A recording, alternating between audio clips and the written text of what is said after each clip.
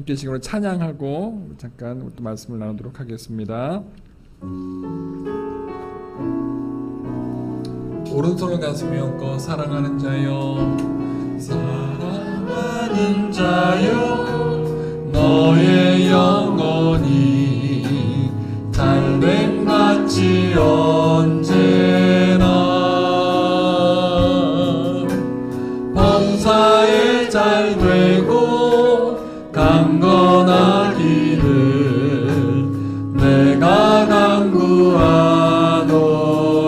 사랑하는 자여, 사랑하는 자여, 너의 영혼이 잘됨 같이 언제나 범사에 잘되고 강건하기를 내가 간구하노라. 가족의 얼굴을 떠올리면서 사랑하는 자여, 너의 영혼이 잘됨 같이 언제나 범사에 잘되고 강건하기를 내가 간구하노. 좌우에 계신 분들을 향하여 두 손을 쭉 펴시고 사랑하는 자여, 너의 영혼이 잘됨 같이 언제나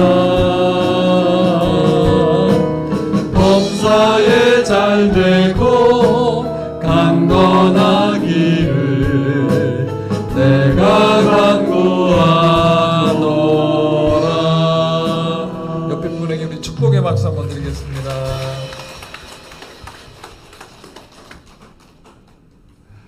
오늘은 눈으로 보는 출애굽기 함께 또 공부할 텐데요. 19번째 시간이 되겠습니다. 안식년과 세 가지 절기라는 제목으로 함께 나누겠습니다. 안식년과 세 가지 절기.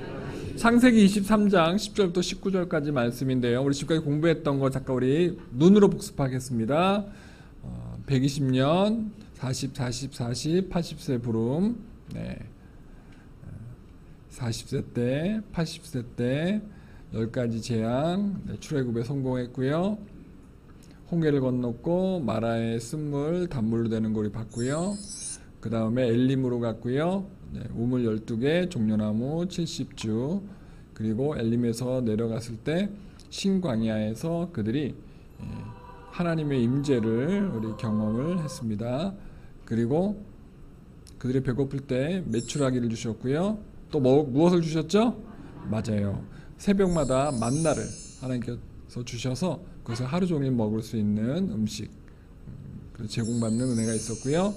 르비딤에서 셈이 없을 때 모세의 지팡이로 반석을 쳤을 때 샘물이 터져 나오는, 그리고 그곳에 또 전쟁이 있었죠. 네. 아말렉이 이겼나요? 이스라엘군이 이겼나요? 이스라엘군이 이겼습니다. 무엇으로 이겼나요? 중보기도로 이겼다. 그래서 아론과 훌의 기도를 통해서 조역을 통해서 조력자들 통해서 승리했고요.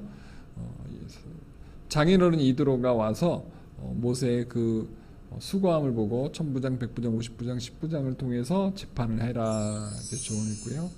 드디어 이제 시내산으로 갔을 때 하나님께서는 3일 동안 옷을 빨고 나를 만날 준비를 하라. 그래서 3일째 날 올라오게 했고 10계명을 주셨습니다. 그리고 그 10계명의 부수적인 실천사항들을 쭉 설명해 주셨는데 21장부터고요. 종에 관한 법, 사형에 해당하는 4가지 죄, 손해배상에 관한 법, 가축으로 인한 피해보상법, 또 일반 배상에 관한 법, 그리고 도덕법, 나그네법, 지도자법, 고아과부법, 채권채무법, 찢긴 동물을 어떻게 먹느냐에 대한 것을 했고요. 그리고 지난 시간에는 공평법에 대해서 유언비어, 범죄, 위증, 편벽, 청렴, 거짓말, 또 나그네 섬김에 대한 것을 이야기했습니다. 다 기억이 나십니까? 다 나세요? 잘 안 나요, 그죠? 하지만 10계명을 실천할 수 있도록 하나님께서 세부적으로 설명해 주었다라는 것. 그만큼 하나님께서 이스라엘 백성들이 법을 잘 지키며 서로 화합하며 아름다운 신앙 공동체, 사랑 공동체, 협력 공동체를 만들기를 원하셨다라는 것, 그것을 우리가 기억하면 될 것 같습니다. 오늘은 10절부터 19절 보도록 하겠습니다. 우리 10절 11절인데 같이 읽어볼까요? 시작. 너는 엿새 동안은 너의 땅에 파종하여 그 소산을 거두고 일곱째 해에는 갈지 말고 묵혀두어서 네 백성의 가난한 자들이 먹게 하라. 그 남은 것은 들짐승이 먹으리라. 내 포도원과 감람원도 그리할지니라. 아멘. 이면 안식년법, 안식년 규례가 되겠습니다. 6년 동안은 땅을 갈궈서 농사를 지어서 수확해서 먹고 살아라. 그런데 일곱째에는 어떻게 해라? 그 땅을 묵혀두어라 라고 이야기를 하고 있습니다. 그리고 내 백성의 가난한 자들이 또 먹게 해라. 그리고 그 남은 것은 무엇이 먹으리라? 들짐승이 먹으리라. 그리고 모든 포도원과 감람원도. 그러니까 광야 생활을 하면서 그들이 40년 동안, 저를 보세요. 40년 동안 그들이 계속 구름 기둥 따라 불 기둥 따라 이동했던 게 아니고요. 시내 산문에서 좀 위로 올라가면 가데스 바네아라는 곳이 있어요. 따라합시다. 가데스 바네아. 그 가데스 바네아라는 지역에서 그들이 38년을 삽니다. 38년을 살아요. 그리고 38년 동안 살고 나서 그들이 이제 위로 올라갑니다. 북진합니다. 올라갈 때 지금의 요르단 땅으로 갑니다.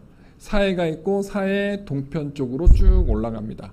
올라가서 그들이 맞닥뜨린 곳이 이제 나중에 여리고 넘어가는 요단강이 되겠습니다. 그래서 그 요르단을 거쳐서 넘어가고 전쟁을 여리고 성전투, 아이 성전투하고 결국 정복을 하게 되죠.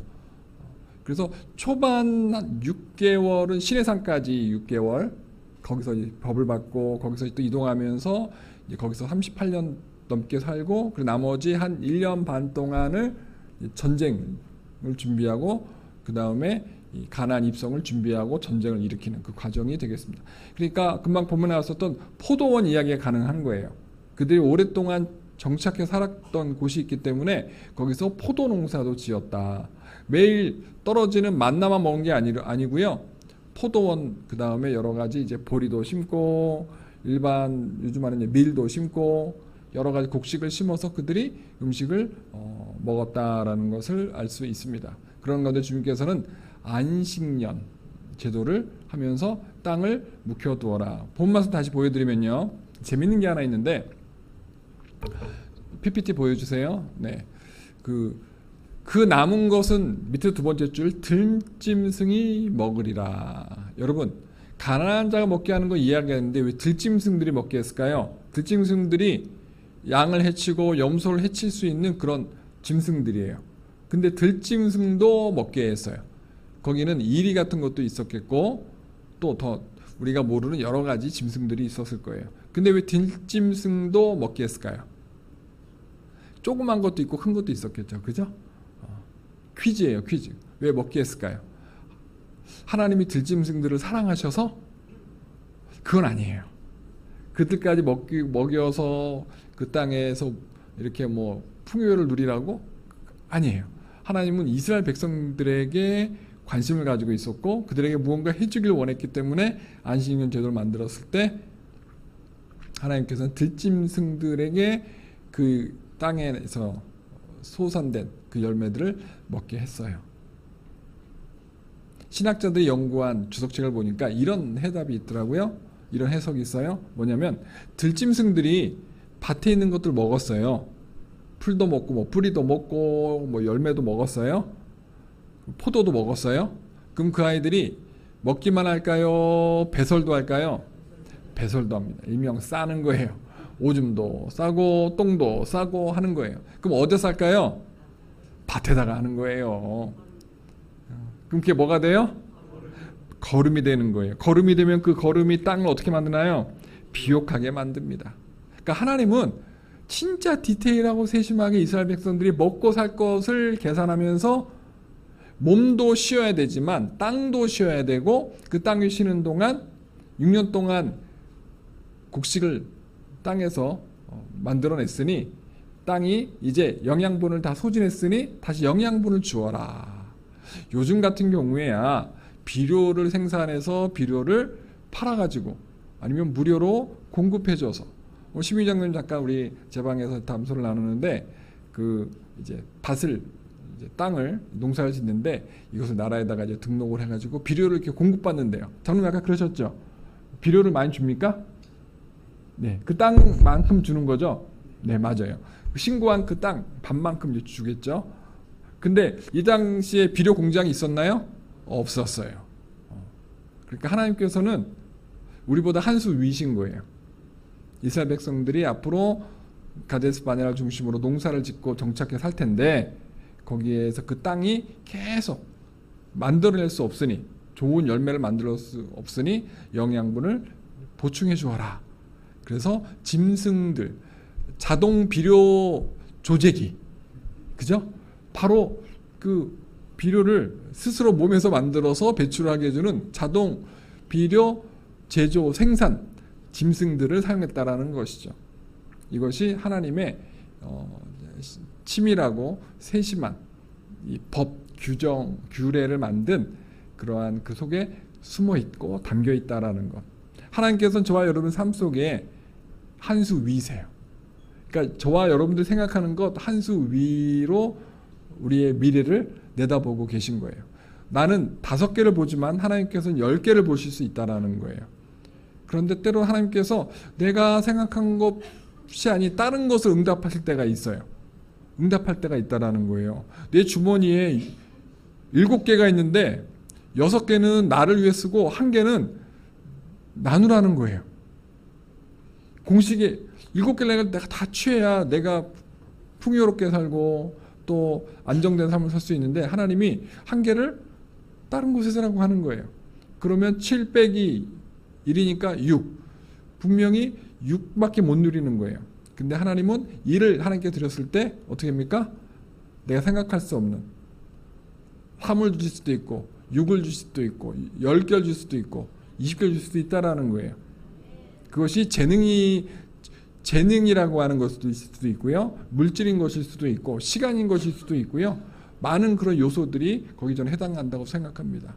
그 저와 여러분들이 믿음 생활할 때 때로는 내가 기도할 때 하나님께 감동 주시되 그것이 내 생각과 다를 때 어떻게 반응해야 되는가 오늘 이 본문을 통해서 또 우리에게 알려주고 있지 않나. 또 자세한 거는 내일 모레 주일날 하나님의 계획이라는 설교 제목으로 여러분에게 이 부분을 더 깊이 또 다루도록 하겠습니다. 다음 우리 이제 12절 우리 들여다보도록 하겠습니다. 같이 읽겠습니다. 시작. 너는 엿새 동안에 내 일을 하고 일곱째 날에는 쉬라. 쉴 것이며 내 여종의 자식과 나그네가 숨을 돌리리라. 안식년을 통해서 땅이 쉬어야 되는 것에 대해 이야기했고 12절에는 이제 사람이 쉬어야 되는 것, 그 다음에 짐승이 쉬어야 되는 것에 대해서 이야기했습니다. 땅은 무생물인데 지금 여기서 말하는 사람과 짐승들은 생물이잖아요. 그러니까 생물의 안식에 대해서 이야기해주고 있어요. 엿새 동안에 너가 일을 하지만 일곱째 날에는 어떻게 하라고요? 쉬라 말씀하고 있어요. 우리가 너무나 잘 아는 주일이에요. 주일. 그것을 옛날에는 안식일이라고 표현했어요. 예. 그래서 그 안식일에는 소와 나귀가 쉬라. 소가 무엇을 하나요? 농사를 도와주는 거죠. 밭을 갑니다. 그 다음에 나귀가 못 하나요? 농사도 밭도 갈기도 하지만 짐승을 운반해 주기도 하고 사람을 태우고 오르막 내리막 이렇게 높은 그 등선 그 산들을 이렇게 오르락 내리락 하고 언덕을 오르락 내리락 하는 것이죠. 그 다음에 사람 여종의 자식 여종이 있어요. 그리고 그 자식도 있어요. 또 나그네도 또 있어요. 숨을 돌리리라. 그 당시에는 종의 개념이 있었어요. 그러니까 출애굽한 이스라엘 백성들이 또 자기의 종들도 데리고 온 거예요. 네, 그렇게 돼요. 그리고 우리가 지난번에 공부했듯이 법적으로 손해배상을 못하게 되면요, 내 몸을 종으로 쉽게 말하면 돈 대신 지불해야 되는 거예요. 그 집에 종으로 들어가야 되는 거예요. 그래서 40년 동안 종들이 생기는 거예요. 이제 그런 것들까지 주님께서 이야기해 주셨어요. 여기서 나그네는 이방 출애굽한 사람 중에 같이 출애굽한 다른 족속들 이방 다른 나라 사람들을 말하는 것입니다. 화면 보여주시면요. 그래서 7일이고 또 7년. 그래서 7년마다 한 번씩 7년째 되는 해를 안식년, 또 7일째 되는 날을 안식일이라고 이제 표현한다라는 것. 그리고 지금 그것은 훗날 우리가 주일이 되었다, 이렇게 생각하시면 되겠습니다. 13절 읽겠습니다. 시작. 내가 내게 이른 모든 일을 삼가 지키고 다른 신들의 이름은 부르지도 말며 내 입에서 들리게도 하지 말지니라. 율법 준수와 우상 숭배 금지법입니다. 퀴즈입니다. 우상 숭배 금지법 10계명 중에 몇 계명일까요? 네? 10개, 1번부터 10번까지 계명 중에 우상을 섬기지 마라 몇 번째 계명이죠? 네? 2계명이요? 2계명 좀 비슷한데 정확히 말하면 3계명? 예, 그냥 막 던져. 그냥 막 던져. 또 던져보세요. 1계명이 뭐였죠? 여러분 성경책 펴보세요. 앞에 성경책 10계명 펴보세요. 첫 번째가 뭐죠? 나 이외에 다른 신을 섬기지 마라. 일명 우상 숭배하지 마라.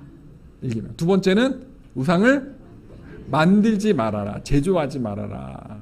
세 번째는 하나님의 이름을 망령되이 일컫지 말아라. 네 번째가 안식일을 거룩하게 지키라. 첫 번째 계명이 뭐라고요? 우상 숭배하지 마라. 두 번째 우상을 만들지 마라. 세 번째 망령되이 일컫지 말라. 네 번째 안식을 거룩하게 지키라. 하나님과 인간의 관계, 그래서 대신계명, 하나님에 대한 법, 그리고 5계명부터 10계명까지 대인, 사람에 대한 법, 그래서 대인 법이 되겠습니다. 계명이 되겠습니다. 그래서 지금 13절에서는 1계명을 다시 풀이해 주는 거예요. 이 앞에도 계속 22장에서도 이야기했고 21장에도 계속 우상숭배에 대한 걸 중간중간 거론했어요. 그리고 다시 한번 강조하는 거예요. 안식일 날을 설명하면서 바로 안식일 설명하면서 뭘 얘기하느냐? 안식일 날 다른 우상을 섬기지 말라는 거예요. 결국 안식일은 누구의 날이다? 하나님의 날이다. 저를 보세요. 구약의 안식일은 정확히 지금 우리의 시간의 기준으로 하면은 금요일 저녁 해가 졌어요. 해가 졌어요. 껌껌해졌어요. 그때부터 안식일이에요. 그리고 안식일이 언제 끝나냐? 토요일 날 해가 질 때. 그래서 24시간이에요. 금요일 날 저녁부터 토요일 날 저녁까지가 구약에서 말하는 안식일이 되겠습니다. 그 안식일에는 어떤 그 규정이 있느냐? 노동을 하지 말아라. 아까 우리 본문에 봤던 것처럼 노동을 하면 안 돼요. 근데 그것을 계속 이스라엘 사람들이 디테일하게 만들었어요. 성경에 없지만 만든 법들이 있어요. 그러니까 습관처럼 된 거예요. 예수님 시대 때도 안식일 날 웅덩이에 짐승이 빠졌는데 너 건져줄래 안 건져줄래? 건져줘야 되지. 안식일 날 제자들이 걸어가다가 배가 고파가지고 밀을 비벼가지고 먹었어요. 그러니까 그 율법사들이 쟤네 안식일 날 비벼가지고 까가지고 안에 있는 그 열매를 먹었다고 비판하잖아요. 이제 그렇게 신약 시대에도 안식일을 지키냐 안 지키냐를 이게 불꽃 같은 눈으로 본 율법사들이 있다라는 거예요. 예수님께서 그것에 대해서 반격을 하죠. 그러니까 하나님이 만든 지금 오늘 출애굽기에 만든 안식일이 오염돼 가지고 변질되어져 가지고 이스라엘 사람들이 신앙생활 때 그것이 오히려 방해가 됐다라는 것을 알 수 있습니다. 그래서 지금 이 시점에 2000년이 또 지난 익은 시점에 지금 이스라엘 사람들은 안식일 날 오늘 저녁 금요일 저녁이잖아요. 그럼 저녁 때부터 뭘 하는가? 저녁 직전에 뭐 하는가? 마켓에 갑니다. 시장에 가요. 또 마트에도 갑니다. 가서 하루 동안 먹을 음식을 준비해요. 채소도 사고 빵도 사고 그 다음에 올리브 절인 거. 우리는 김치를 먹는데 그 이스라엘 사람들은 올리브 열매를 절여요. 올리브가 뭐냐? 피자 위에 토핑으로 올라가는 시커먼 거 동그란 거 있죠? 올리브 썰은 거 아니에요. 그죠? 근데 그것을 그 사람들이 절여 먹어요. 식초물에 절여 먹어요. 그러면은 발효가 돼가지고 거기서 이제 좋은 영양분을 섭취하는데 우리가 김치에서 얻는 것들 그들은 이제 올리브유에서 내요. 그래서 그런 반찬 하는 올리브도 통조림도 사고 거기서 이제 그 필요한 여러 가지 소스도 삽니다. 그럼 뭐 하느냐? 해지기 전에 그걸 막 요리를 막 하는 거예요. 요리를 막 만들어요. 그리고 그것을 냉장고에 넣어놓습니다. 그리고 그날 저녁부터 해가 지면 그걸 먹는 거예요. 그리고 월요일 날 아침도 먹고 점심도 먹는 거예요. 해질 때까지 기다려요. 그리고 저녁에 해가 지면 안식일 끝났다 하고 그때부터 또 다른 음식을 만들어서 이제 먹는 거죠. 그래서 안식일을 준비하는 이스라엘 사람들의 모습을 제가 첫 번째 이스라엘 성지순례 갔을 때 선교사님이 예루살렘 시내에 있는 가장 큰 마켓에 데려갔어요. 일명 재래시장. 사람들이 그렇게 많아요. 인산이네요. 뭐 채소 가게, 과일 가게, 뭐 소스 가게, 뭐 무슨 가게에서 사람들이 거기 가서 막 고기도 사고 이것도 뭐 다 사요. 정신 없어요. 선교사님이 그거 한번 보라고. 안식을 어떻게 준비하는지 하면서 안식을 설명해 주더라고요. 그리고 그들이 그럼 집에 가서 뭐 하냐고 물어봤더니 모여서 구약 토라를 펴놓고 성경책을 펴놓고 토론을 한대요. 어릴 때부터 자녀들에게 그 토론하는 법을 가르쳐줘요. 아이들이 되게 질문하게 하고 아니면 또 부모가 자녀한테 질문을 하면서 성경 말씀을 공부합니다. 가정 예배를 드리는 거죠. 그리고 토요일에 또 낮에 뭐 하느냐? TV 리모컨도 못 눌러요. TV 리모컨 누르는 것도 노동이야. 손가락 움직이는 것도 노동이에요. 그것도 안 돼. 하루 종일 소파에 앉아서 기도하고 또 모여서 말씀 공부하는 거예요. 진짜 유대인들의 그 안식일 규례는 엄청납니다. 그것이 출애굽기 23장부터 10까지 내려오는 거예요. 엄청난 거죠. 22장부터 23장부터 계속 내려오는 거예요. 그래서 그들이 리모컨도 안 눌러야 되고 아파트의 사람들은 엘리베이터 버튼도 누르면 안 됩니다.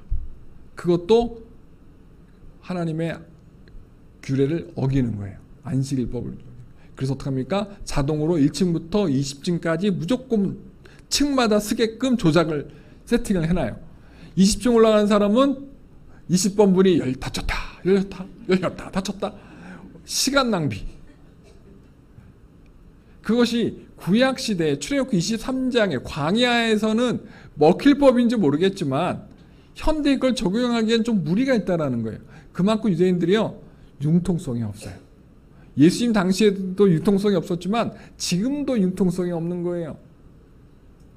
깜빡 잊고 안식일날 금요일 저녁 때 껌껌하기 전에 미리 스위치를 켜놔야 돼요. 전등 스위치를 켜놔야 되는데 까먹었네요.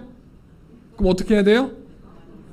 껌껌한데 어떻게 해야 돼요? 가서 켜야 되는데 키면 이 안식일 규례를 또 어기는 거네요. 어떡합니까? 문 여는 건 돼요. 또 신기하게 대문 열고 방문 여는 건 되는데 스위치 누르는 것도 안 돼요. 어떡합니까? 방문 열고 나가가지고 대문 열고 나가가지고 옆에 사람한테 가서 이름 불러요.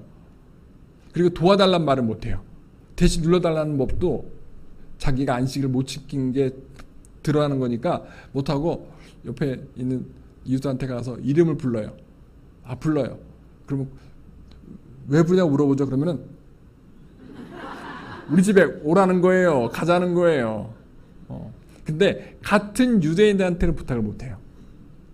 그 사람이 또 죄를 짓는 거잖아요. 규례를 어기는 거잖아요. 그러니까 같은 유대인들은 못하고 그러니까 옆에 항상 외국인들이 살아야 돼. 외국인 오는 거 이사 오는 걸 좋아합니다.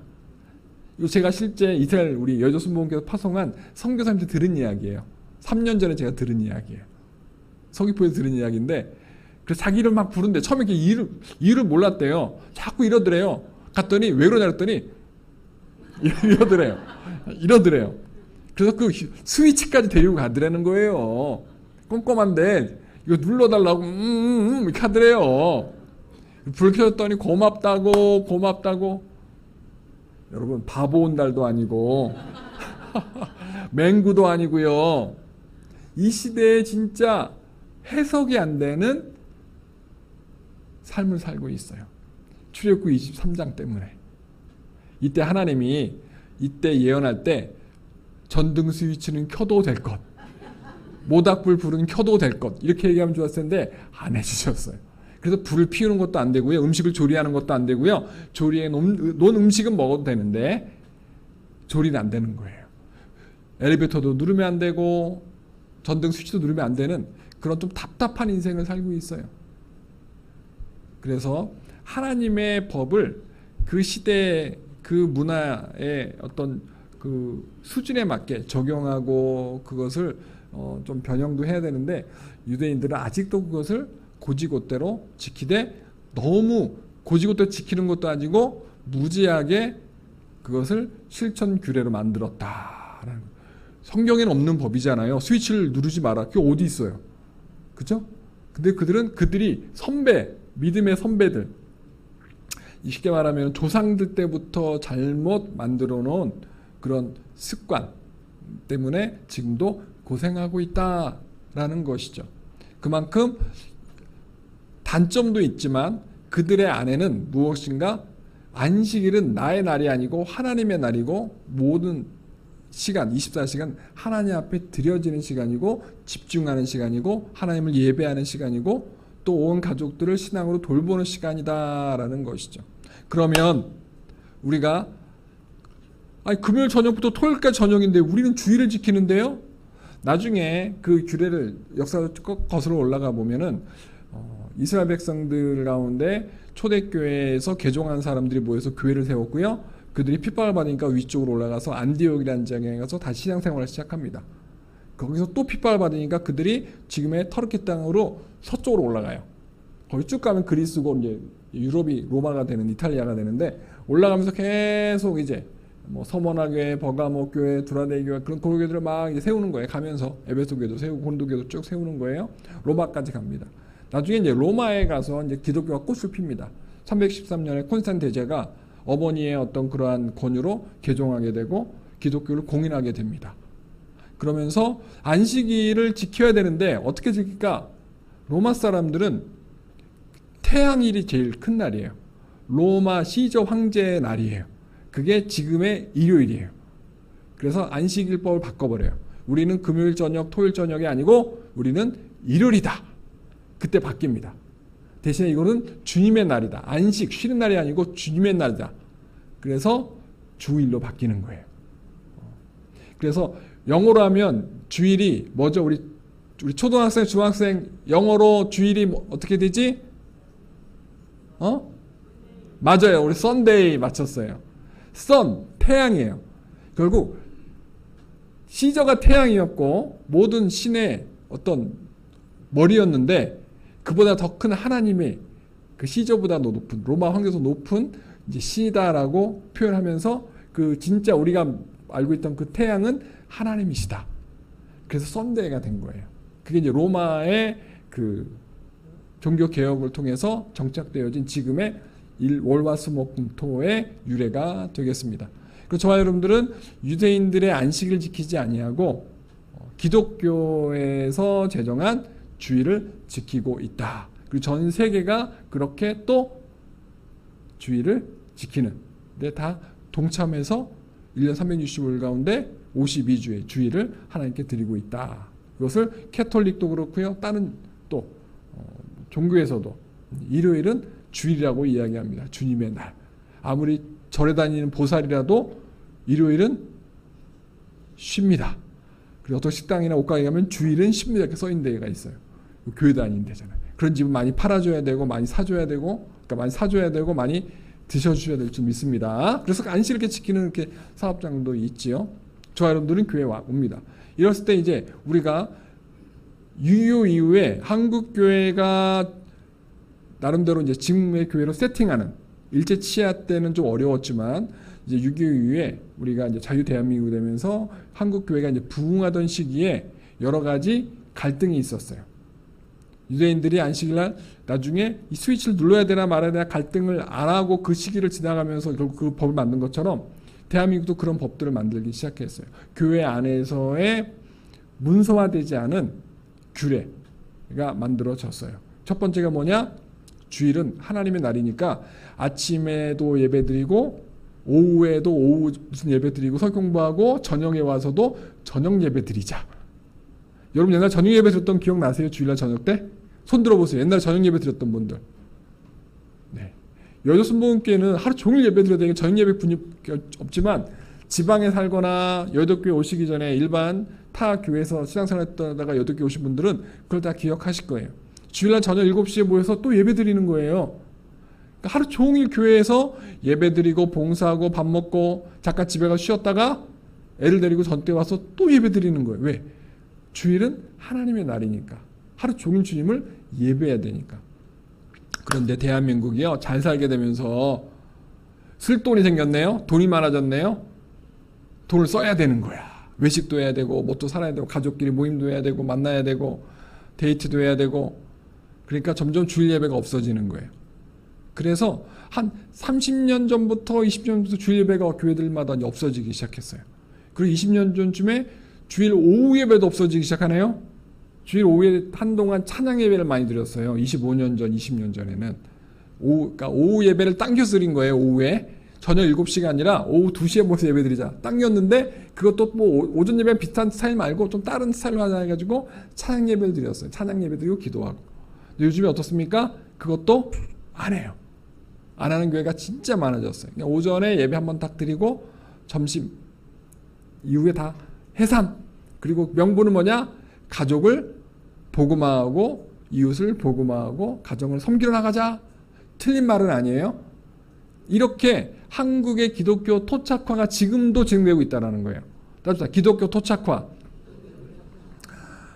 130년 전에 한국의 기독교 선교사들이 와서 지금 우리의 프로테스탄트 개신교가 들어와서 한국의 교회가 세워졌고, 그동안 수많은 절차 속에 일제 치하 때는 어떻게 보면 아직 복음의 암흑기였어요. 그리고 6.25 때도 더 힘들었고요. 6.25에 먹고 살기 힘드니까 힘들었지만 그래도 힘든 가운데 하나님께서 대한민국을 선교사를 통해서 부흥시켰어요. 우리 조영기 목사님도 선교사님들한테 영향을 받고 도움을 받아서 여수순복음교회 서대문교회를 우산으로 제공받게 되고 거기를 또 교회를 세우게 되고, 이렇게 쭉 이렇게 오신 것처럼 50년대 60년대에 선교사님들 오셔서 열심히 해주셨고, 그 영향을 받은 사람들이 70년대 80년대 90년대 한국교회를 부흥시키는 유명한 우리 한경진 목사님, 영락교회 한경진 목사님 중심으로 장로교회 큰 교회들이 많이 세워졌고, 우리 교단은 우리 조영기 목사님을 통해서 순복음이 전국에 전 세계에 퍼지는 그런 은혜가 됐어요. 그러면서 주일을 섬기는 그런 예배 형태가 조금씩 업그레이드 됐고, 지금은 뭐랄까 약간 쭉 상승 곡선을 타다가 88년도 조영기 목사님 하신 말씀이에요. 요즘 이용 목사님도 그 말씀하시는데 88년도 올림픽을 고점으로 찍고 그때부터 대한민국이 더 경제로 부흥하면서 기독교는 조금씩 쇠퇴하고 지금까지 쇠퇴하고 있다라고 말씀을 하십니다. 이거는 다 타교단 신학자들이나 목회자들도 마찬가지예요. 88년까지는 그렇게 사람들이 교회에 모이는 걸 좋아했고, 주일 아침 예배, 점심, 오후 예배, 오후 성경 공부, 저녁 예배, 이렇게 무조건 일요일 날은 3번 교회 가는 게 기본 상식이었어요. 근데 지금은 그래요, 안 그래요? 안 그래요. 두 번째, 철야 예배 한번 얘기해 봅시다. 우리 여수순복음교회 철야 예배가 한국교회의 어떤 큰 부흥의 불쏘시개가 되었고, 장로님 목사님 자기네 교회 철야 예배가 없으니까 여의도교회 조영기 목사님 철야 때 조영기 목사 설교 듣고 은혜 받아서 방언받고 능력받아서 자기 교회에 가서 부흥시켰다는 간증들을 참 많이 하세요. 타교단 목사님들이. 그러니까 여의도순복음교회 철야 예배는 그렇게 특화된 여의도순복음교회만의 5일 철야가 있었어요. 그래서 저녁 9시도 찬양해서 조영기 목사님 설교하시고, 또 1부 예배 끝나면 2부 예배 드리고, 또 새벽 자정 넘어가면 무엇합니까? 또 기도회가 또 시작되고, 이제 집에 가기 전에 마지막 또 예배 드리고 또 해산. 차가 올 때까지. 옛날에 또 통금 제도가 있었기 때문에 그런 것이 생길 수 있는 어떤 그런 환경이었어요. 통금이 뭔지 아십니까? 통금 때 집에 바깥에 나가면 어떻게 돼요? 순경한테, 경찰한테 붙잡혀요. 조서를 써야 돼요. 그죠? 그리고 그 통금 시간이 몇 시였죠? 12시였어요. 그 12시 전에 되면 아무리 좋아하는 애인과 차를 마시다가 어떡합니까? 빠이빠이 해야 되는 거예요. 아무리 친구가 놀다가도 12시 되기 전에 집에 걸어가거나 멀리 있는 사람은 차 끊기기 전에 가야 되는 거예요. 근데 교회 와서 예배 드리다 보니 은혜가 되니 집에 가기 싫래? 그냥 우리 어차피 집에 가서, 집에 못 가니 교회에서 그냥 밤 3시 이렇게 된 거예요. 그래서 올철야 개념이 있었어요. 제가 88년도부터 캠 대학선교회 이제 신학생 1학년부터 캠에서 신앙생활할 때 올철야 했어요. 올철야. 그 새벽에 차 타고 가는 거예요. 제가 이제 캠에 찬양팀에서 봉사를 또 나중에 하게 되면서는 또 찬양팀 연습해야 되니까 저녁 7시에 모여요. 그럼 철야 예배까지 찬양하고 끝나고 2부 예배까지 찬양 다 하고 기도회를 해요. 우리 간사님들이 기도회를 인도해요. 그리고 끝날 때쯤 새벽 설교를 또 주위에 교육장 돌아가면서 마지막 이제 새벽 예배 드리고 토요일 날 새벽에 다 집에 가는 거죠. 이제 그런 시절이 있었어요. 근데 어느 날 보니까 올철야가 없어졌어요. 언제부터 없어진지 아세요? 기억도 안 나. 그죠? 네, 기억도 안 나요. 꽤 오래됐다는 얘기예요. 그러면서 철야 예배가 점점 단축되네요. 그죠? 12시까지 하던 게 11시 반, 11시, 뭐 갑자기 10시, 11시도 이제 안 넘어. 그죠? 안 넘어요. 그래서 철야 예배를 붙이기 너무 죄송한 거야. 하나님께 죄송한 거예요. 철야가 아니잖아요. 또 이름이 바뀌었네? 뭐라 바뀌었어요? 금요 성령대망회. 아니면 뭐 무슨 금요 뭐 예배, 금요 저녁 뭐 예배 저녁 기도 이렇게 바뀐 거예요. 우리 속 까놓고 얘기해 봅시다.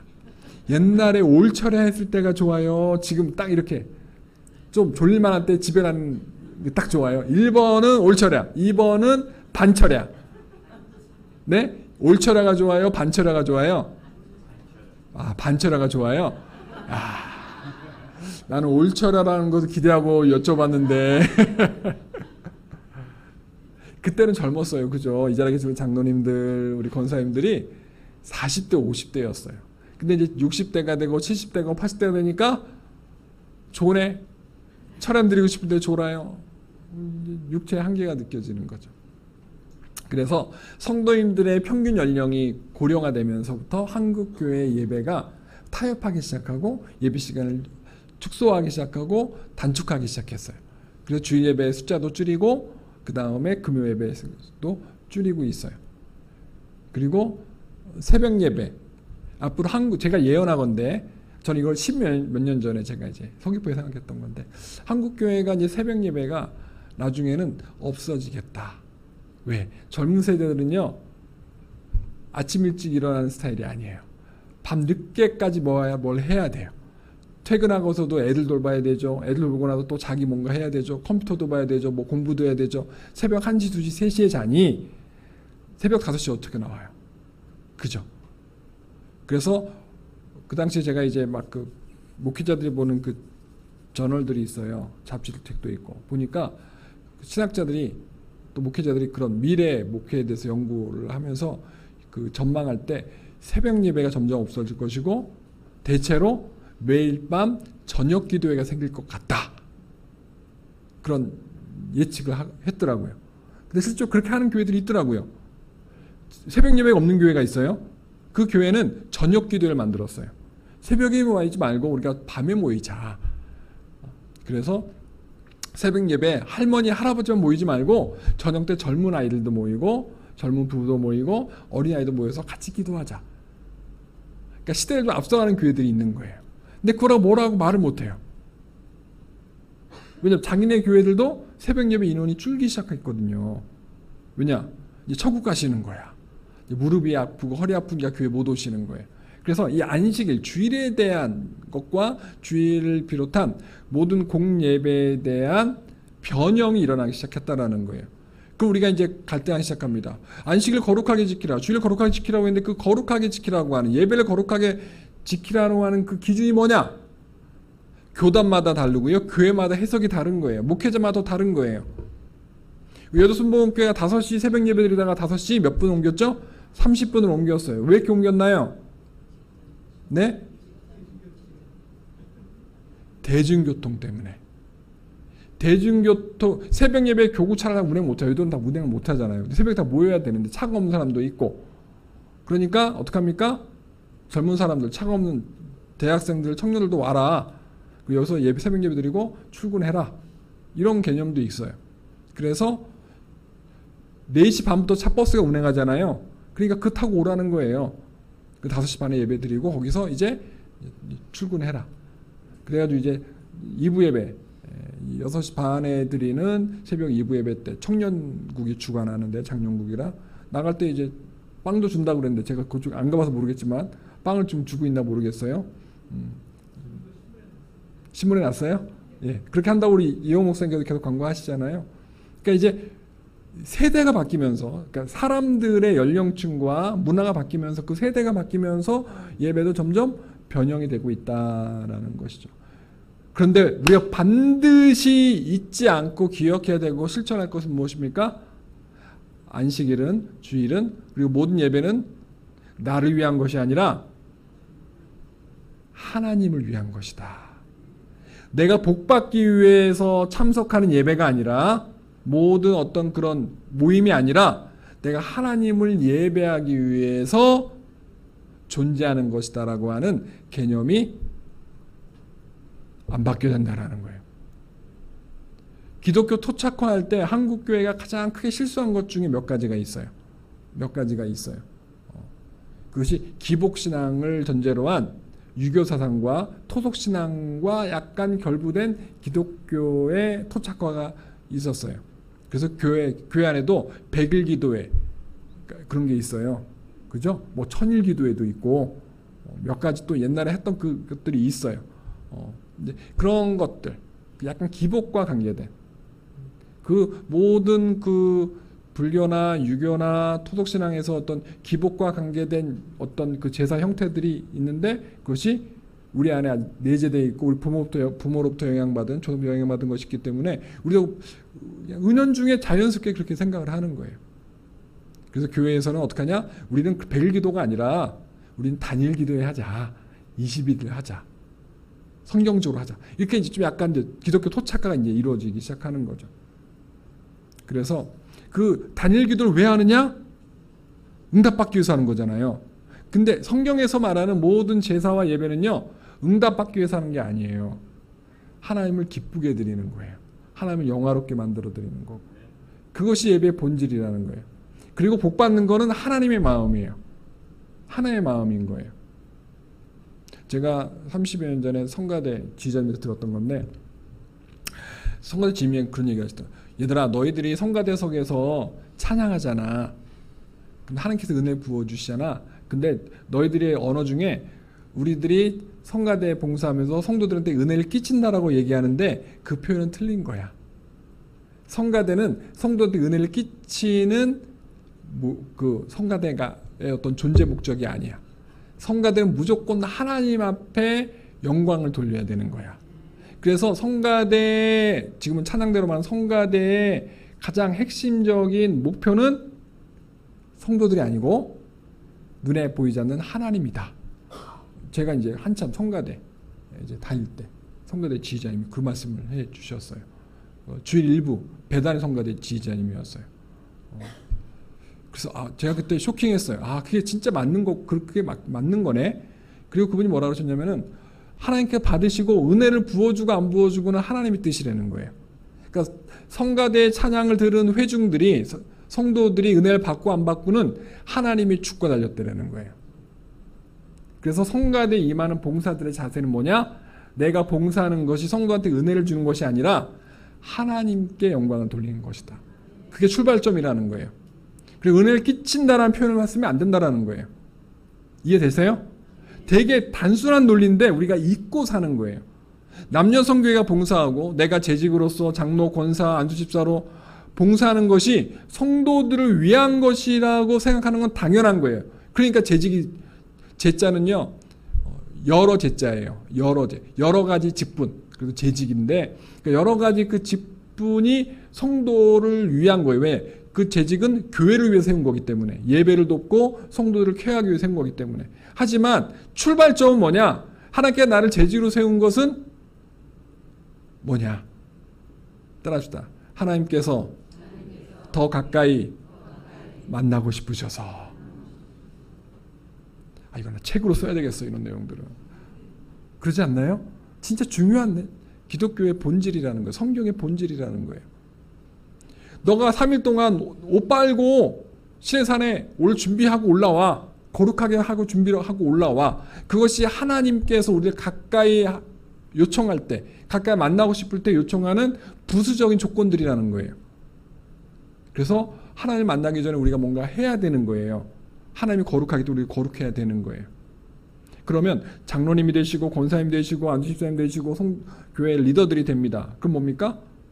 내가 교회 가면 말도 잘 은혜롭게 해야 되고 옷도 옷몸새도 잘 또 이렇게 또 골라서 입어야 되고 갑자기 화려한 것보다는 약간 절제된 좀 이렇게 좀 신실한 옷, 은혜로운 옷을 입어야 되고 막 여기에 빨간 점, 파란 점 있는 얼룩덜룩한 거 그런 거 입지 말고 좀 단색으로 좀 이렇게 깔끔한 옷 입고 밝은 색보다는 좀 약간 절제된 좀 그레이 색깔, 뭐 회색깔이나 검은 색깔이나 단정한 하얀 색깔이 그런 거 입어야 되고 그게 있단 말이에요.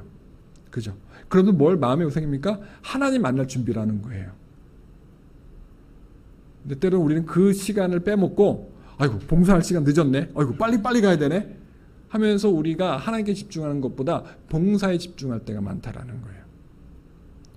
그래서 한국교회 여러 가지 영적 문제를 진단할 때 굉장히 비판적인 목사님이 하신 얘기가 있었어요. 한국교회가 더욱더 거룩해지기 위해서는 목사들이 목사 놀이하면 안 된다. 놀이로 생각하면 안 된다. 성직인데 그것을 좌우로 생각하면 안 된다. 싹군처럼 하면 안 된다. 그래서 목사 놀이하면 안 된다. 그리고 성도들도 장로 놀이하면 안 되고 권사 놀이하면 안 되고 안수집사 놀이하면 안 된다. 동의하십니까? 처음에는 거룩한 직분으로 하나님 중심으로 내가 깎아지고 하나님이 높아지기를 바라는 순간부터 하나님은 사라지고 내가 높아지는 거예요. 교회 가면 내가 권사 대우받고 장로 대우받고 목사 대우받고 전도사 대우받고 그게 좋은 거예요. 인사받는 게 좋은 거예요. 내 한마디면 사람들이 또 움직이네? 또 재밌네요? 마귀가 그런 것들 우리에게 하나씩 단맛을 주는 거예요. 그걸 더 먹고 싶게 만드는 거예요. 그걸 우리 성경에서 교만이라고 이야기합니다. 하나님이 높아지는 것, 그걸 우리 교만이라고 합니다. 그러니까 하나님께 내가 드리고 내 시간을 드리고 옥합을 깨트려요. 재능의 옥합, 물질의 옥합, 시간의 옥합, 어떤 열심과 헌신의 옥합을 깨트리면서 하나님 앞에 기쁨이 되기 위해서 내가 재물이 돼야 되는데 이제 내가 재물 되는 개념이 아니라 내가 재물을 관장하는 레위인의 사명에 너무 집중하는 거예요. 내가 하나님 앞에 나아가면서 손과 발을 닦고 그 성막에 들어가서 뭔가를 해야 되는데 사람들이 와서 제가 죄를 지었어요. 이 짐승을 대신 죽여주시고 저를 용서해 줄 수 있도록 제사를 드려주세요. 그러니까 레위인들이 내가 뭔가 된 것 같네. 제사장들이 뭔가 된 것 같네요. 변질된 거예요. 그래서 2000년 전에 예수님께서 성전에 들어가서 왜 하나님의 집을 장사한 집으로 만드느냐. 그 당시에 레위 지파들이 제사장과 그 제사장을 돕는 레위인들이 성전 도우미들이 변질됐기 때문에 그런 거였거든요. 하나님 앞에 영광 돌린 제사가 아니라 자기네들 그 실속 차리는 뒷돈 받고 눈먼 짐승 바쳐드리고 죽여주고 잡고 도와주고 쩔뚝이는 양 흠없는 양을 갖고 와야 되는데 쩔뚝이는 양을 제물로 가져와도 눈 감아 주는 거예요. 그리고 기도하는 집을 바깥에 너무 좁다고 성전 뜰까지 와서 비둘기 팔고 양 팔고 그걸 눈 감아 준 거예요. 뒷돈 받고 장사치들한테 뒷돈 받고. 그걸 우리가 어용 제사장이라 그래요.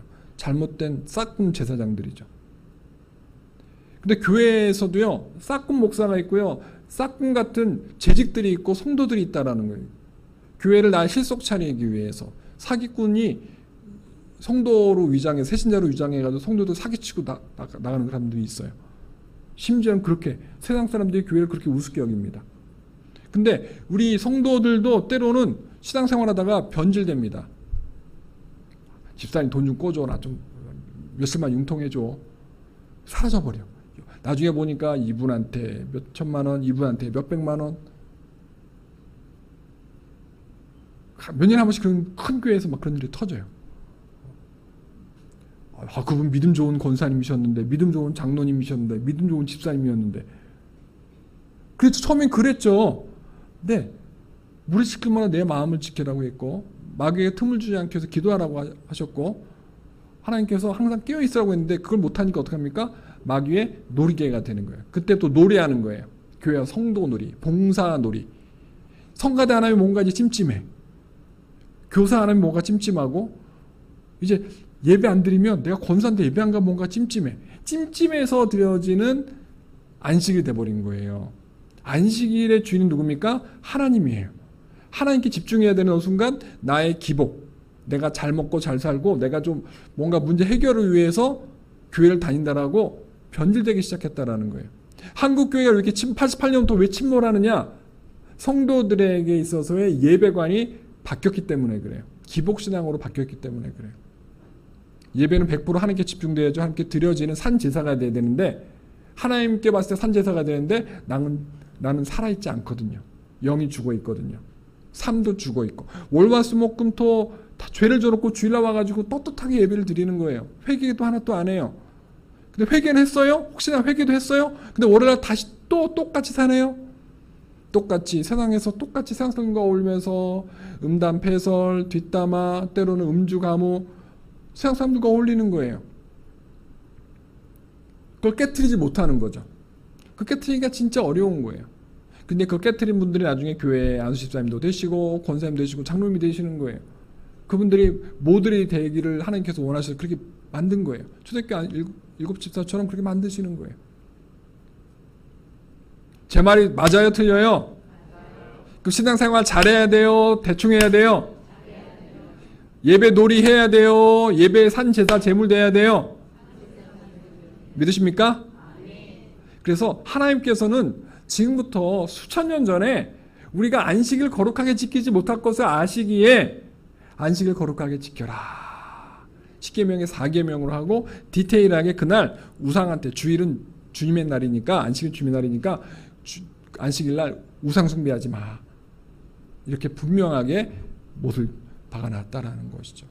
나중에 또 레위기에 가면 이것이 더 깊이 또 풀이되어져 있는데 오늘은 이 부분만 또 이렇게 이야기하면서 우리 삶의 이제 적용점을 여러분과 좀 나누었습니다. 여러분들 월화수목금토가요 매일매일 주님과 프로스쿠네어하는 영적인 입맞춤하고 영적 포옹하는 그런 삶이 되시기를 주님이 축복합니다. 네. 우리 14절 이제 절기 들어갈게요. 읽어보겠습니다. 시작. 너는 매년 3번 내게 절기를 지킬지니라. 몇 번? 3번. 새 절기가 되게 큰 절기인데요. 이 세 가지 절기는요. 답시다. 무교절, 맥주절, 초막절, 수장절, 장막절. 그러니까 초막절은 수장절, 장막절 다 같은 말인데 그래서 무교절, 맥주절하고 초막절이 있어요. 목적은 첫 번째 읽어볼게요. 시작. 2번 시작.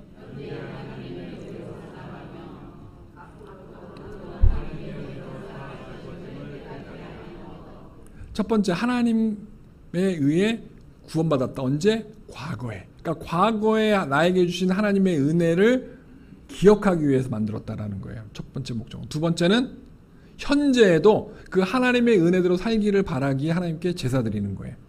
세 번째는 앞으로 미래에도 하나님의 은혜로 살아가고 싶어요 라고 하면서 하나님 앞에 표적을 드리는 거예요. 그래서 이것이 과거와 현재 미래를 위해서 하나님께서 절기를 만들어 주셨다. 잊을만 하면 1년에 한 번씩 그거 절기를 생각하면서 맞아 우리 조상들이 그렇게 하나님의 은혜를 입고 출애굽을 하셨지. 우리도 그걸 기억하면서 그 후손들이니까 하나님 앞에 제사를 드리자.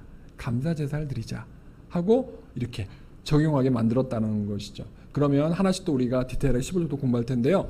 너는 무교의 절기를 지키라. 답시다. 무교병의 절기라고 합니다. 그래서 무교절임이라고 이야기합니다. 그날은 2일 동안 7일 동안 무교병을 먹어요. 무교병은 뭐냐? 없을무, 삭힐교, 마디절. 그래서 삭히지 않은 것을 먹은 것. 그럼 삭힌 게 뭐냐? 여러분 우리가 김장 담아요. 발효가 돼요. 그죠? 이스트가 생겨요. 그걸로 빵도 구워요. 그죠? 빵이 점점 커져요. 그러니까 그 이스트를 넣느냐 안 넣느냐에 따라서 커지고 안 커지고 그래요. 그 옛날 이스트를 처음 만든 게 뭡니까? 이 방 안에 구석에 초록곰팡이가 있는 거예요. 그래서 그걸 연구한 사람들이 그걸로 해가지고 이제 빵 이스트 이제 그리고 그 나중에 거기서 약도 만들 수 있는 기본적인 것들을 추출해내고 그러니까 곰팡이가 인간에게 먹어야 될 수도 있고 병을 치료할 수 있는 그런 원액을 제공하는 것도 되는 그 좋은 것들이죠. 그 곰팡이가 쉽게 말하면 누룩인데 그 누룩, 음식에 생기는 곰팡이가 누룩이에요. 여러분 옛날에 간장 담을 때 매주 써가지고 이 소금물에다가 담가 놓으면 그 하얀 소금물이 어떻게 됩니까? 맑은 소금물이 시커매져요. 왜? 콩에서 나오는 여러 가지 그 성분 때문에, 발효되면서 되는 성분 때문에. 그래서 메주가 어떻게 됩니까? 곰팡이가 껴요. 근데 그 메주 버립니까? 간장 버립니까? 꺼내가지고 다시 또 곰팡이 솔로 다시 또 담가놔요. 그죠? 먹을 수 있는 곰팡이인 거예요. 이스라엘 백성들도 조상 때부터 그렇게 누룩을 통해서 발효해서 먹었는데 출애굽하기 직전에 10번째 재앙인 장자 죽음 직전 하나님께서는 야 너희들 급해, 정신없어, 빵 대충 거먹고 빨리 출애굽할 준비하고 있어, 기도 준비해, 모세에서 중보기도해. 그때 하나님께서 만든 법이에요. 무교병을 먹는 게 그 유래예요. 그 출애굽기 12장 15절부터 20절에 나오는 내용이에요. 그래서 제가 출애굽 직전 급박한 상황에서 하나님의 명령에 따라 7일 동안 무교병을 구워 먹었던 것을 기념하는 거예요. 그러니까 출애굽을 기념하는 날이 무교절이다. 일명 발효하지 않은 빵이 그날 7일 동안 먹는. 그래서 무교절 날은요, 무교절 시작한 날부터 7일 동안 사람들이 누룩 없는, 부풀리지 않은 빵, 딱딱한 빵을 먹으면서 우리 조상들이 하나님의 은혜 가운데 출애굽 구원을 받았다. 그래서 하나님께서 그걸 미리 출애굽기 23장 15절에 훗날 태어날 후손들이 과거의 출애굽을 기념할 수 있도록 절기를 만들어라 법으로 제정해 놓은 거예요. 규정해 놓은 거예요. 따라서 무교절. 그러면 무교절의 위치는 어딘가? 1월 15일이에요. 1월 15일. 6월절은 1월 14일, 무교절은 1월 15일부터 7일 동안, 초실절 지나가고 맥주절 지나가고 신년제, 속죄일, 초막절, 이렇게 이스라엘에 7대 절기가 있어요. 그중에 가장 핵심이 빨간 글씨인 무교절, 맥주절, 초막절이에요. 글씨 보여요? 네. 그래서 두 번째 무교절, 네 번째 맥주절, 그 다음에 마지막 초막절. 재밌는 거는 신년제가 7월 1일이죠. 이스라엘 사람들은 7자가 하나님의 숫자라 7월이 신년이에요. 외국 가면 초등학생, 중학생, 고등학생 학제가 1학기가요. 가을 학기부터 시작합니다. 그런 역사적인 배경에서 이제 생겼다고 저는 생각을 해요. 대한민국은 겨울 끝나고 1월부터 이제 신년이기 때문에 신학기가 봄이에요. 근데 외국은 미국도 그렇고 유럽도 그렇고 신학기가 가을이에요. 그 배경에 가면 성경까지 가는 거예요. 그래서 이 성경 위에 세워진 기독교 국가들, 유럽, 미국들은 지금도 이 하나님의 수, 완전수 7월을 기준으로 모든 것을 새로 세팅한다라는 것을 우리가 알 수 있습니다. 그것이 이제 신년제 7월 1일부터 되는 거예요. 그래서 7월 1일 날 지난 날부터 10일 지난 10일 날이 속죄일이고 그부터 5일 지난 날이 초막절이에요. 요 맥주절과 초막절 제가 다음에 또 설명해 드릴게요. 그래서 총 7개 절기가 대표적인 절기인데 그 중에 3대 절기가 따릅니다. 무교절, 맥주절, 초막절. 무교절은 뭘 기념하는 거라고요? 출애굽을 기념하는 것. 뭘 먹어요? 누룩 없는 빵. 그렇게 기념되겠습니다. 두 번째 맥주절입니다. 맥주절을 지키라 이는 네가 수고하여 밭에 뿌린 것의 첫 열매를 거두미니라. 맥자는요 보리 맥자예요. 우리가 그 통일교에서 만든 그 맥콜이죠. 그 보리 맥자 쓴 거예요. 우리 청년들, 우리 젊은 아이들 아직 한문을 모르는 친구들 설명해 주는 거예요. 맥자는 보리, 한문으로 보리를 말하는 거예요. 가을추, 시기추자를 써서 가을에 추수하는, 그쵸? 보리. 그래서 이 영어로는요, Feast of Harvest예요. 수확 축제를 기념하는 날이에요. 밀수확을 기념하여 드리는 봄 작물 추수감사제, 무교절 기간 중 첫 수확한 보리단을 하나님께 바칠 날로부터 50일째 되는 날에 지키는 절기, 일명 오순절. 따라서 오순절. 사도행전 이전에 마가다락방 성령이 임할 때 오순절날 임했다 그러잖아요. 6월절부터 50일째 되는 날이에요. 그래서 순자는 10이에요. 10. 그래서 5 곱하기 10은 50이에요. 그래서 구약의 맥주절이 신약의 오순절이 되는 거예요. 바벨론식으로 시완월로 되어 있는데 양력으로 한 5월, 6월에 해당을 한다고 합니다. 그래서 봄 작물을 추수하는 우리나라도 봄에 겨울에 심어놨던 그죠 보리 수확하잖아요. 그 다음에 봄에 심고 가을에 추수하는 우리가 벼를 수확하잖아요. 그렇게 우리가 좀 약간 연결하면은 좀 쉬울 것 같습니다. 그래서 맥추절을 그들이 지켰는데 뭘 기념하는 것이냐? 주님께서 우리에게 먹을 것을 주셨다. 감사하자. 그래서 일용할 양식을 주신 먹을 것 주신 하나님께 감사하는 절기가 맥추절 되겠습니다. 세 번째 수장절을 지키라. 이는 네가 수고하여 이룬 것을 연말에 밭에서 거두어 저장함이라. 봄에 추수하는 작물이 있고요. 가을에 추수하는 작물이 있어요. 가을엔 여러 가지 또 작물들을 추수하는데 통틀어서 그것을 하나님께 주셔서 감사합니다라고 지내는 것이 수장절. 근데 그 거둘 숫자에다가 숨길장이에요. 거두어서 창고에다가 숨겨놓는다. 보관해 둔다라는 수장 뜻인데 Feast of Ingathering 해가지고 수장절. 다른 말로 하면은 초막절. 초막이 뭐예요?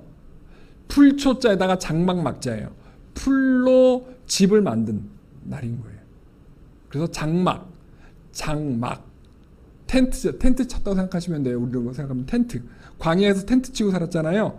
큰 천에 나무다 기둥 잡아놓고 몇 개 기둥에다가 천을 덮어놓고 잠을 잤단 말이에요. 지금 우리 텐트 같은 걸 만들었단 말이에요.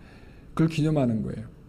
그래서 이 수장절은 음식과 곡식과 관계된 것이기도 하지만 실제로 하나님께서 광야 생활할 때 먹을 것을 40년 동안 주셨다라는 것을 기념하는. 그래서 텐트 치고 살았어. 두 가지를 같이 내포하고 있는 거예요. 그래서 수장절이라고 하기도 하고 초막절, 장막절이라고도 성경에 이야기하고 있습니다. 그래서 이스라엘에서 40년 동안 그들이 방랑하면서 생활할 때 하나님께서 일용할 양식을 주신 것을 또 이 하루하루 삶을 지키고 돌봐주신 것을 감사해라. 기억하면서 감사해라 라고 하면서 주님께서 만들어 놓으신 거예요. 근데 출애굽기 23장의 위치는 그들이 시내산에서 바데스 가냐라는 곳에 가기 전이에요. 그러니까 하나님께서는 앞으로 이루어질 것에 대해서 미래에 어떠한 것을 이스라엘 백성들이 마음속에 기억하고 규례로 지켜서 절기로 지켜 살아할지를 미리 예언해 주셨다라는 것. 하나님께서 미리 안전장치, 법을 만들어 놓으셨다. 무슨 법? 제사법을 만들어 놓으셨다라는 것을 우리가 기억하도록 하겠습니다. 따라서 수장절, 초막절, 장막절. 제가 다음 주에 물어볼게요. 수장절과 똑같은 절기는 뭘까요? 하면 뭐라고 대답해야 되죠? 벌써 까먹으셨어요? 초막절, 장막절. 17절에 보면 네 모든 남자는 내 모든 남자는 매년 몇 번씩? 3번씩 주 야훼께 보일지니라. 3번의 절기를 말하면서 너희 남정네들아, 가장들아, 가정의 대표들아, 하나님한테 와서 얼굴 내밀고 얼굴 보여줘. 이것은 영적으로 말하면 해석하면 무엇입니까? 하나님이 주인인 것을, 하나님이 도와주셨고 먹여주셨고 입혀주셨고 편하게 광야에서 집 짓고 잘 안 죽고 살게 해준 것을 너희들이 감사해야 돼 라는 것을 하나님께서 이제 지시하고 강조시켜 주었다라는 것. 저와 여러분도 주님께 정기적으로 보이는 신앙생활을 해야 되는 것을 이 성경 본문을 통해서 우리가 배울 수 있고 또 적용해야 된다고 생각합니다. 주일 예배 때 우리가 하나님께 우리를 보여드려야 되고요. 외국에 없는 금요 예배도, 외국에 없는 새벽, 대한민국밖에 없어요. 새벽 예배는 새벽 예배 때도 주님께 보여드리는. 우리 또 수요일 날도 모이네. 여러분 왜 수요일 날 왜 금요 예배가 생긴지 아세요? 한국 기독교 토착화할 때 수요 예배를 만들었는데 월화수는 3일째인데 수목금토일은 4일째네요. 근데 주일날 받은 은혜를 월요일 지키고 화요일 지키고 수요일까지는 웬만큼 지키는 것 같아. 근데 수요일 저녁 다시 한번 리필을 해야 되네. 주님의 말씀을 리필하고 은혜를 리필해야 되고 다시 그래 뭔가 영적으로 재무장해야 남은 목요일, 금요일, 토요일 살 것 같으니까 한국교회 리더들이 선교사님들이 이렇게 만들어 준 거예요. 한국 사람들이 워낙 빨리빨리 일을 하지만 빨리빨리 까먹어요. 뭘 까먹습니까? 은혜를 까먹어요. 그래가지고 수요일날 한 번 더 기억해라. 하나님의 은혜를 기억해라 만들었는데 수요일부터 월요일부터 수요일까지 3일째 3일인데 수요일부터 주일까지는 4일이네. 아 4일은 너무 긴 거예요. 중간에 자꾸 술 먹고 담배 피고 세상 그러니까 선교사님도 어떡합니까? 한 번 더 모여라 해서 금요일 날 만든 거예요. 그래서 이틀 해가지고 반 딱 시소로 하면 딱 금요일 날 50대 50, 5대 5로 금요일 날 만든 거예요. 제가 홍콩에서 3년 사역했는데요. 저를 보여주세요. 홍콩에 제가 3년 사역했는데 홍콩 로컬, 홍콩 사람 부부가 피터와 안나였는데 피터와 안나라는 분이 저보다 그 당시에 저보다 나이가 많아요. 그분들은 제가 40대였으니까 30대 후반이었으니까 그분들이 한 50대였었어요. 퇴직하고 연금 받으면서 생활하는 분들이었어요. 공무원 출신이 두 분 다. 그래서 자기는 홍콩 교회를 다녀요. 근데 새벽 예배 때마다 오는 거예요. 나중에 왜 오냐고 물었더니 자기네 교회는 새벽 예배가 없대요. 근데 한국 교회 와서 새벽 예배 너무 좋대요. 그러면 무슨 말인지 아냐 한국말을 물었더니 한국말 모른다 그래요. 근데 왜 오냐 그랬더니 그 예배 분위기가 너무 좋다는 거예요. 그리고 예배 끝나고 나서 개인 기도 시간에 불 끄고 개인 기도하는 시간이 자기 너무 좋다는 거예요. 홍콩 교회는 그게 없다는 거예요. 그래서 새벽 예배 직장 생활 안 하고 은퇴하신 분들이니까 직장 생활 안 하니까 하루가 너무 긴 거야. 그러니까 새벽을 자기들이 하나님께 드려도 낮에 일을 안 해도 되니까 집에 가 쉴 수 있으니까 새벽 예를 드리는 습관을 들였다고 하더라고요. 굉장히 친해졌어요. 초청해서 같이 밥도 먹고 거기 홍콩에 되게 큰 경마장이 있거든요. 거기도 옆에 또 경마장이 아주 고급 레스토랑인데 거기 초청해서 같이 경마하는 거 연습하는 거 구경하면서 같이 밥도 먹고 같이 배드민턴 치자라 해도 배드민턴 치고 하여튼 그런 교제를 나눴던 그 부부가 있는데 그렇게 한국 교회를 좋아해. 자기네 교회가 있으면 저희 교회 행사 다 참석했어요. 이번에 우리 뭐 이용 목사님께서 예배 드리는데 같이 와서 한번 예배 드려보라. 그럼 또 이용 목사님도 같이 또 만나서 인사도 하고 기도도 받게 해드리고. 근데 그랬던 부부가 있어요. 그러니까 우리나라만 있는 예배가 새벽 예배예요. 미국도 새벽 예배 없고요. 유럽에도 없고요. 전 세계 아무것도 없어요. 아무 데도 없어요. 한국에 필요한 예배이기 때문에 저는 하나님께서 저는 한국 사람들에게 주셨다고 저는 믿어요. 왜? 한국 사람도 은혜를 빨리 받지만 빨리 까먹는 습성이 있기 때문에 하나님께서는 예배를 많이 만들어 주셨다. 어떻게 됩니까? 나는 외국 사람이 아니니까 한국 토종이니까 빨리빨리 병에 살고 있으니까 빨리빨리 병을 가지고 살고 있으니까 은혜를 빨리 받기도 하지만 빨리 까먹으니 어떡합니까? 자주 받아야 된다 생각하고 여러분들이 앞으로 모든 예배를 사모하시고 열심히 나오시기 바랍니다. 아멘. 18절 읽겠습니다. 시작. 너는 내 제물의 피를 유교병과 함께 드리지 말며 내 절기 제물의 기름을 아침까지 남겨두지 말지니라. 이 제물의 피는 6월절 어린 양의 피를 말하고요.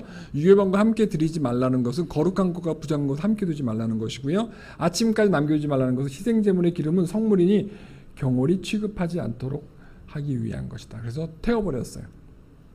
그래서 하나님 안식일날 하나님께 드리는 제사 여러 가지 절기 때마다 드리는 제사에 있어서 그 피도 잘 관리해야 되고 유교병도 잘 관리해야 되고 또 그 희생제물의 기름 그 소나 양과 염소에서 나오는 그 기름 있잖아요.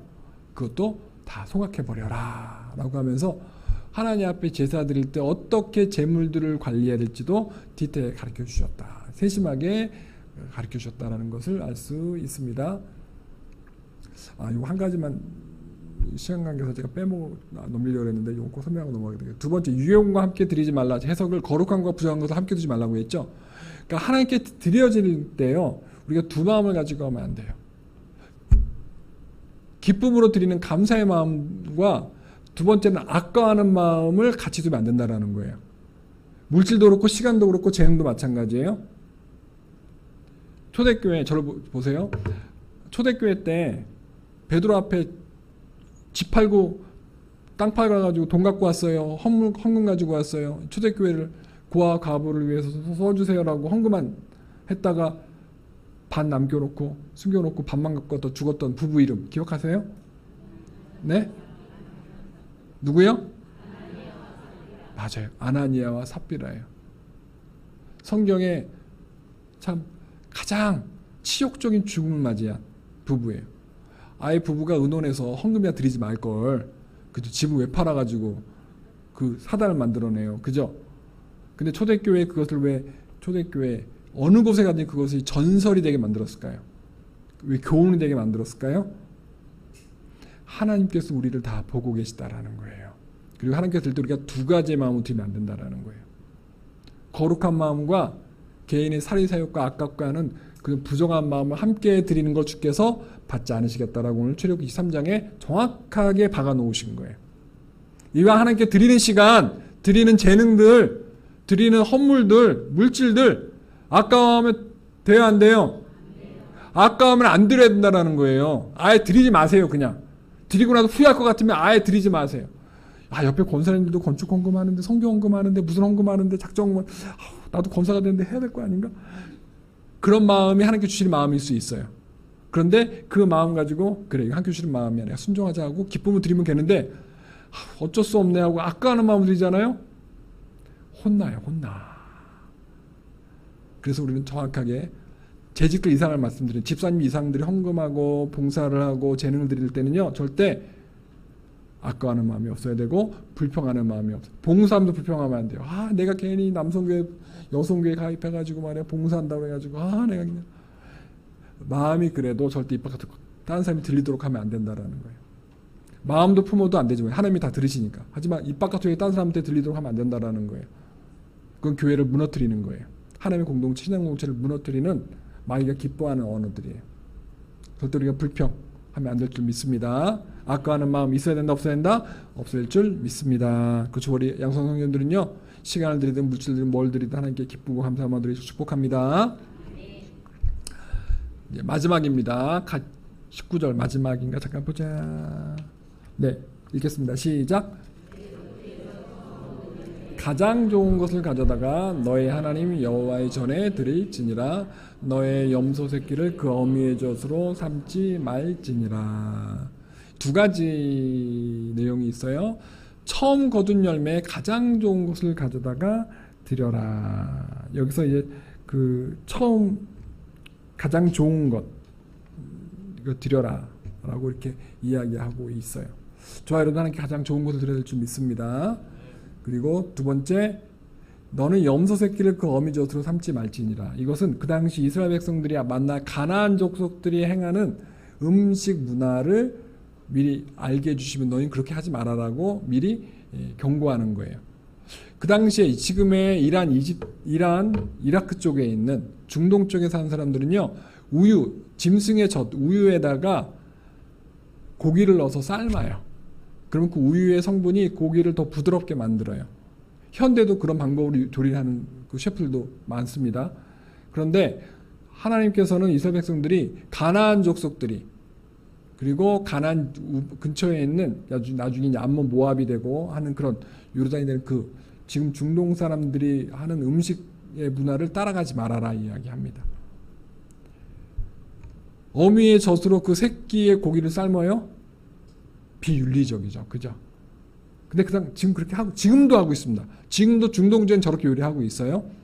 어미의 젖으로, 우유로 그 새끼를 삶아요. 지금도 그래요.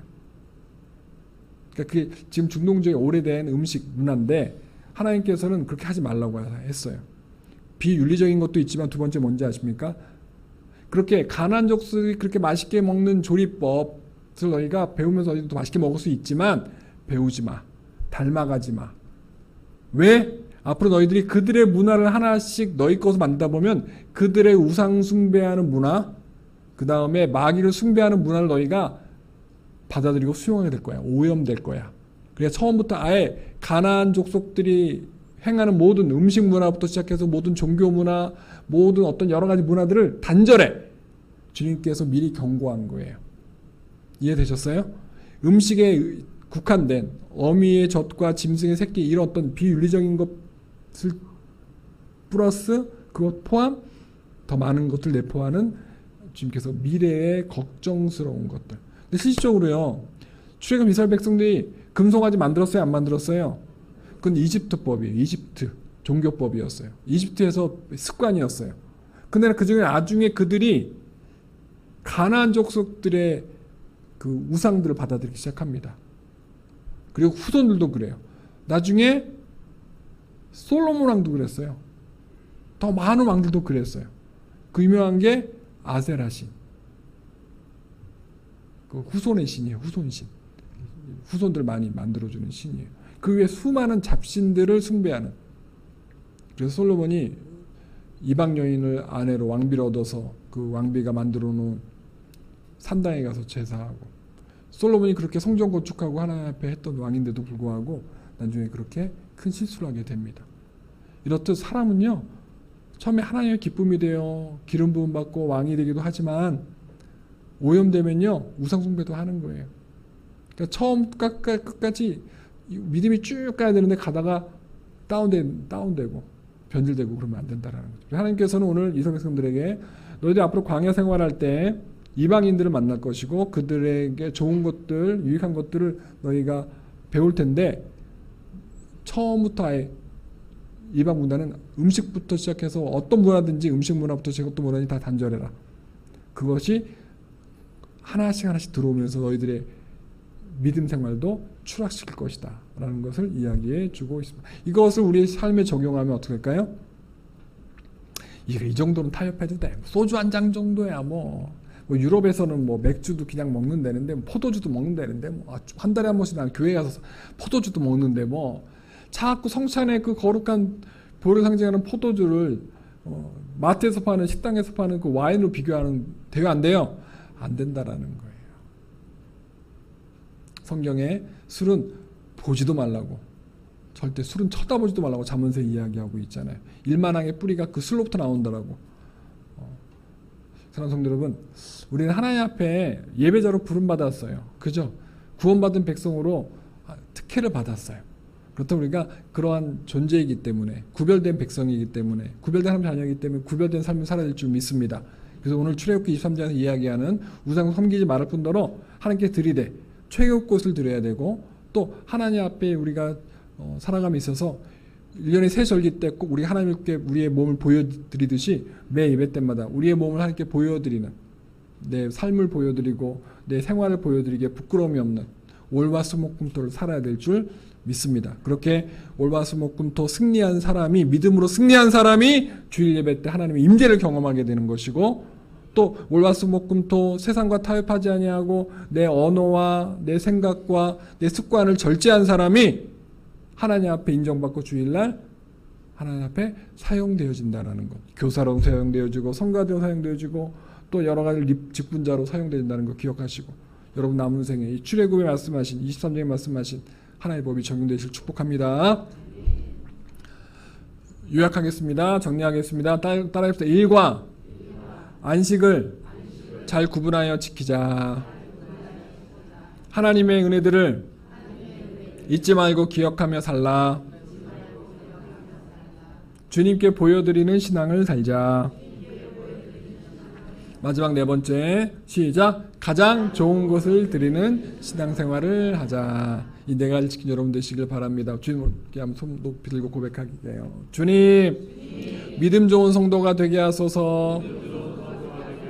처음부터 끝까지 시작. 주님, 믿음 좋은 성도가 되게 하소서. 다시 한번 크게 시작. 주님, 믿음 좋은 성도가 되게 하소서. 아멘.